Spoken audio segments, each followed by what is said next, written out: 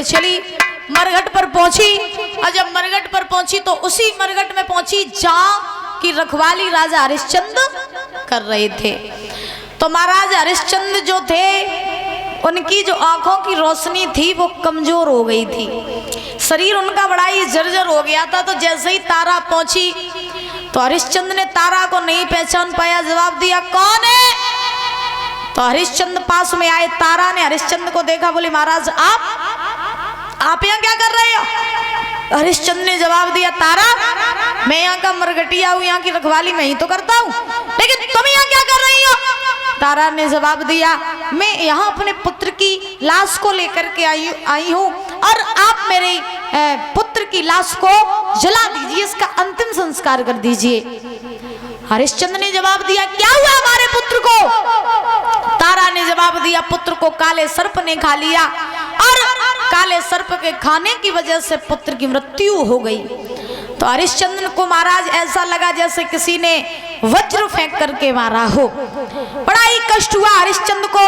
तो तारा ने जवाब दिया, महाराज ऐसा करो कि पुत्र की लाश को जला दो, इसका अंतिम संस्कार कर दो। तो हरिश्चंद्र ने तारा से कहा, तारा मैं तुम्हारे पुत्र की लाश को जला तो दूंगा, लेकिन मुझे बदले में कर और कफन चाहिए। तारा ने जवाब दिया, मेरे पास में फूटी कौड़ी नहीं है जो मैं अपने पुत्र के लिए कफन ला करके इसे उड़ा दूं, और आप मुझसे कर और कफन मांग रहे हो। कहां से मैं कर और कफन दूं? और ये मत भूल जाओ कि ये बेटा अकेला मेरा ही नहीं बल्कि बेटा तुम्हारा भी है, इसीलिए इसका अंतिम संस्कार कर दो। हरिश्चंद्र ने जवाब दिया, तारा बादन की याद करो, का दिन की? जब तुमने हमसे नदी पे कही थी कि तुम्हारा घड़ा मेहतर का, मेरा घड़ा ब्राह्मणी का, तब तुमने मेरा घड़ा नहीं उठवाया था तारा। आज उस दिन तुम धर्म में फंसी थी और आज हम धर्म में फंसे हैं, इसीलिए अब कुछ भी हो जाए मैं तुम्हारे बेटे की लाश तभी जलाऊंगा जब मुझे कर और कफन तुम हमें दे दो।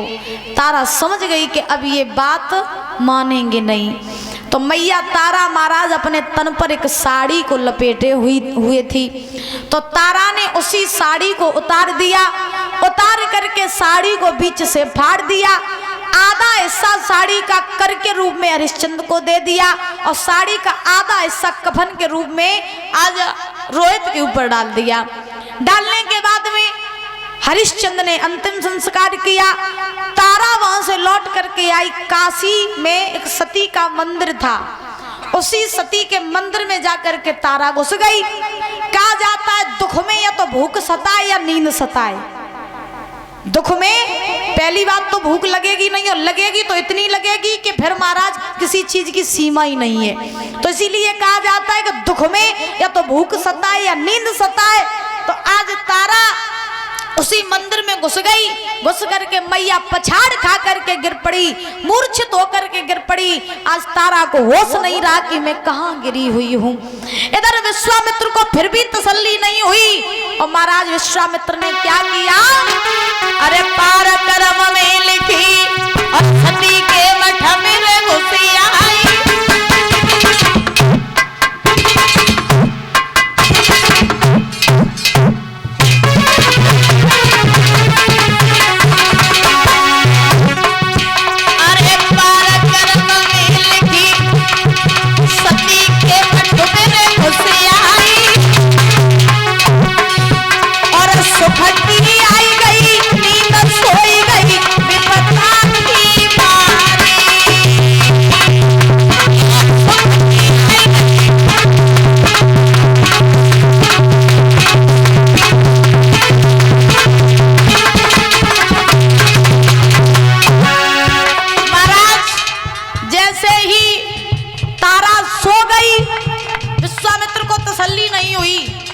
विश्वामित्र ने काशी में से मरे हुए 2 बालकों को ले लिया, बीच से काट दिया और काट करके तारा के पास में लिटा दिया, और उन बालकों का रक्त तारा के मुख में लगा दिया। और महाराज जैसे ही मुख पे रक्त लगाया, विश्वामित्र ने पूरी काशी में जाकर के खबर फैला दी, काशी के लोगों सती के मंदिर में एक डायन आई है डाइन जो बालकों को मार के खाती है।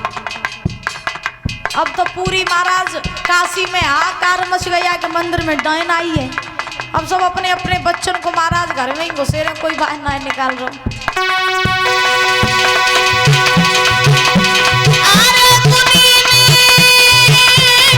आई कभी छोड़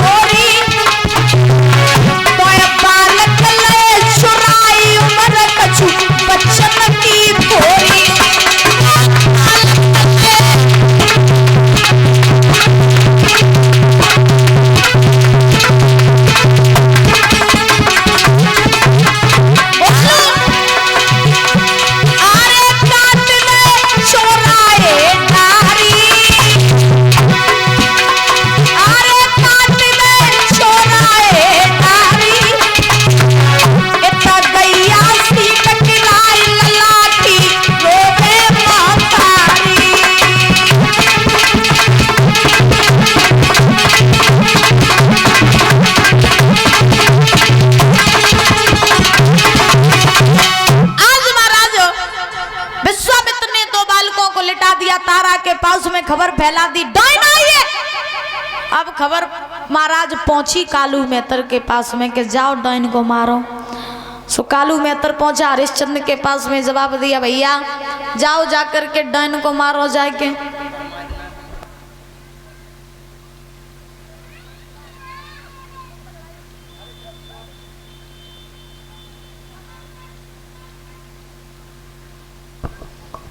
बोले गोविंद भगवान की।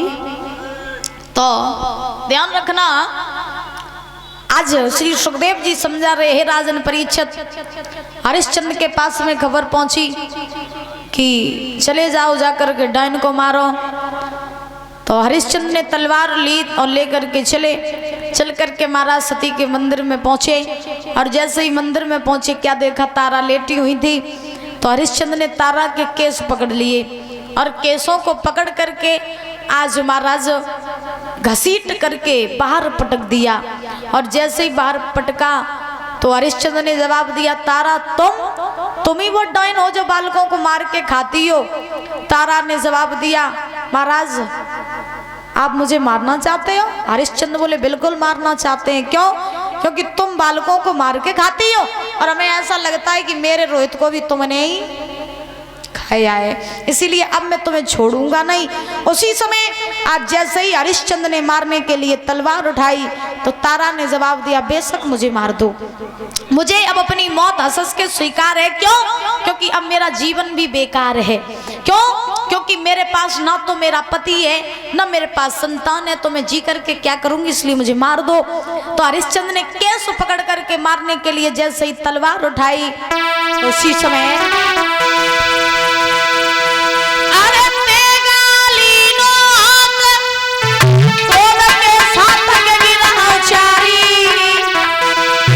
और कोई जान सदी मार रे तू डाइन है हत्यारी।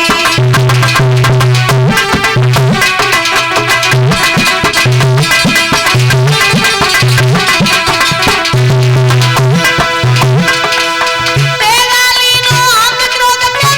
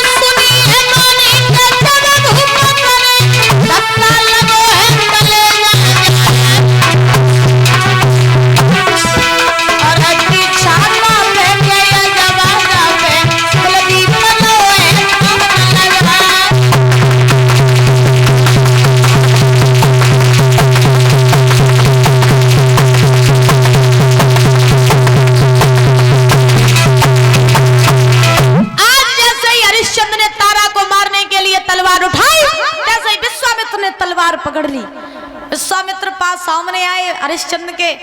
हरिश्चंद्र ने विश्वामित्र को देखा। हरिश्चंद्र बोले तुम बेई हो जिनने मेरे राज्य पाट लो, तो बेई महात्मा ना।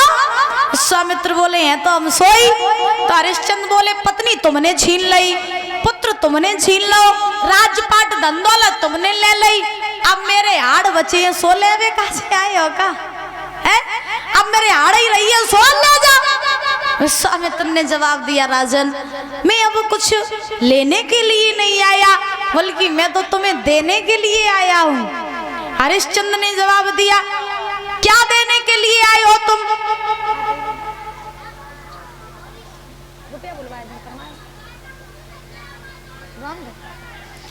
तो हरिश्चंद्र ने जवाब दिया क्या देने के लिए आए हो? विश्वामित्र बोले तुम्हारा राज्यपाट तुम्हें वापस देने के लिए आए राजन।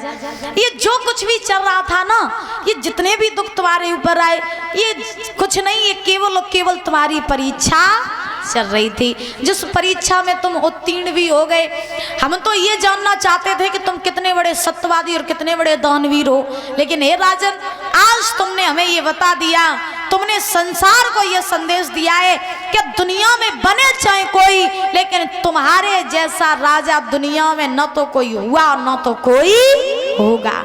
इसीलिए राजन जब तक गंगा यमुना में जल रहेगा, चांद तारे रहेंगे, धरती आकाश रहेगा, तब तक तुम्हारा नाम अमर रहेगा।